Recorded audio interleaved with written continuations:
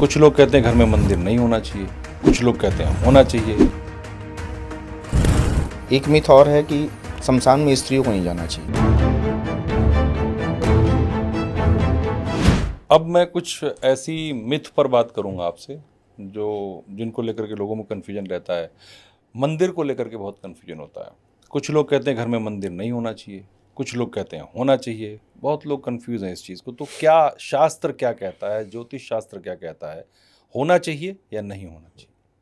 मंदिर बिल्कुल होना चाहिए। और इसके अंदर ज्योतिष के अलावा जो हमारा ये जो पुरोहित शास्त्र है, इसमें 5 भगवान की प्रधानता दी गई है। मंदिर में आपको बहुत ज़्यादा रखने की ज़रूरत नहीं है।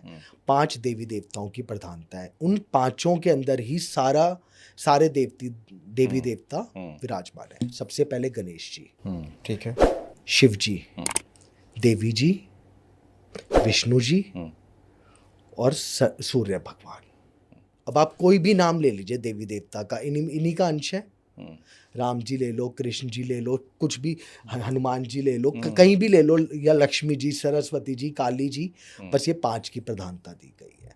मंदिर घर में ज़रूर होना चाहिए, ज़रूर होना चाहिए, बट घर के मंदिर में पिरामिड नहीं होना चाहिए।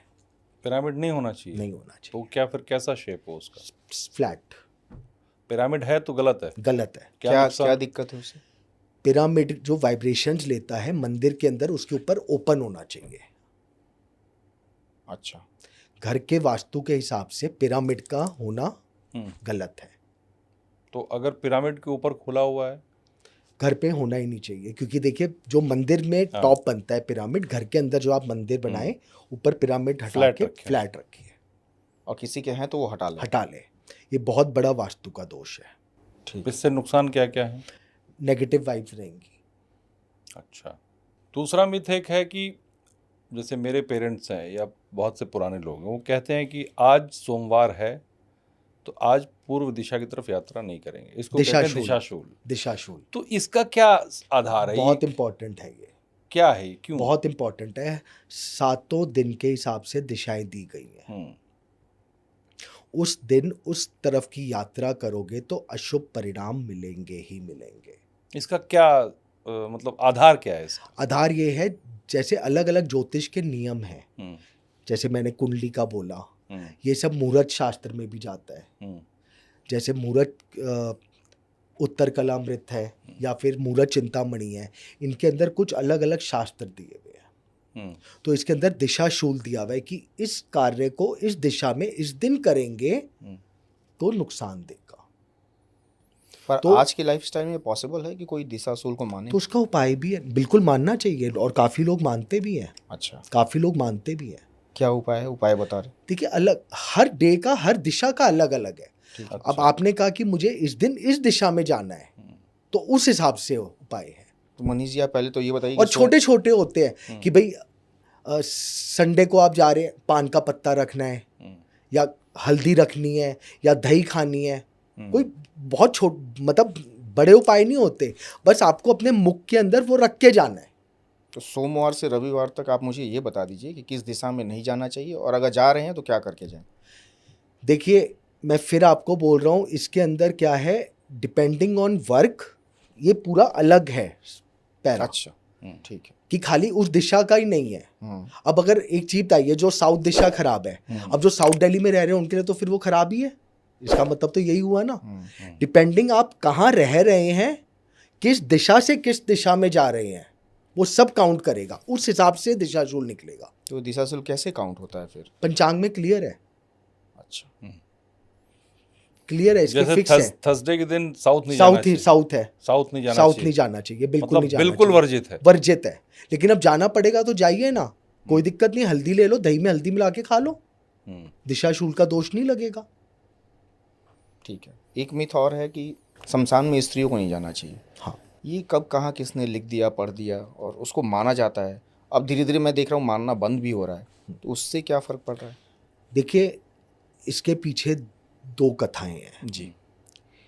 एक तो है, नारद मुनि यमराज जी के पास गए थे, तो उन्होंने उनसे कुछ क्वेश्चंस पूछे थे। उसमें से ये क्वेश्चन है, तो उन्होंने, यमराज जी ने ये उत्तर दिया कि जो फीमेल्स हैं वो बहुत ज़्यादा इमोशनल होती हैं, वहाँ पर जाके जब दाग दिया जाता है तो वो रो पड़ती है।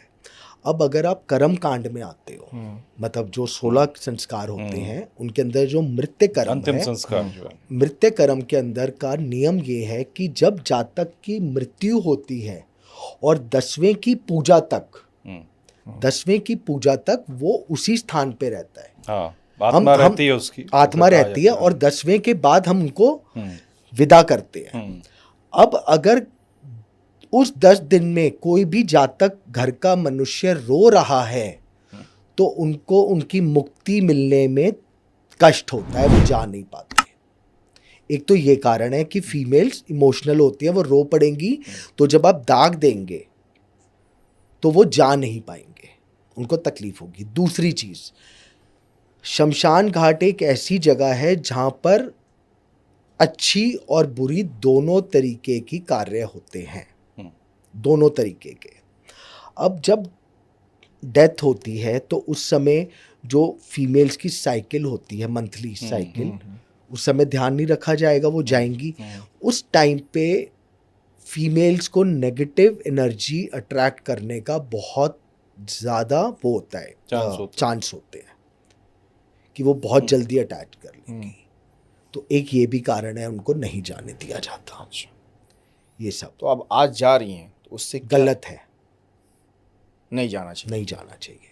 इसके पीछे महाभारत में भी एक आता है, सबने ये सुना है, गांधारी जी ने कृष्ण जी को श्राप दिया था। जी, प्रॉपर क्या है, गांधारी जी ने श्राप जो दिया था वो ये कहा था कि आप, मुझे पता है आप भगवान हो, सृष्टि के रचयिता हो, सब कुछ हो, लेकिन जो एक स्त्री जब बच्चे को जन्म देती है उस समय जो उसको पीड़ा होती है उतना दर्द किसी भी चीज में नहीं होता।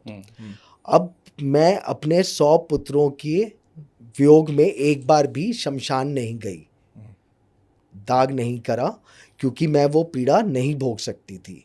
हे कृष्ण, तुम वो पीड़ा कभी नहीं समझ सकते, लेकिन मैं तुम्हें श्राप देती हूं कि कम से कम तुम अपने वंश को गिरते हुए देखो, तब शायद तुम्हें मेरे दुख का एहसास हो।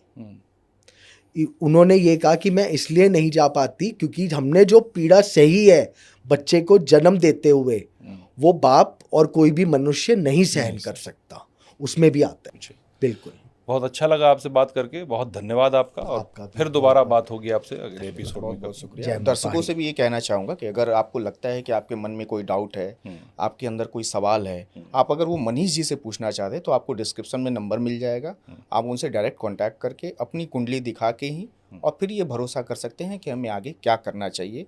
किसी भी डिसीजन को लेने से पहले एक बार मनीष जी को कुंडली दिखाएं और कुंडली दिखा के तब प्रॉपर फिर आगे कोई काम करें।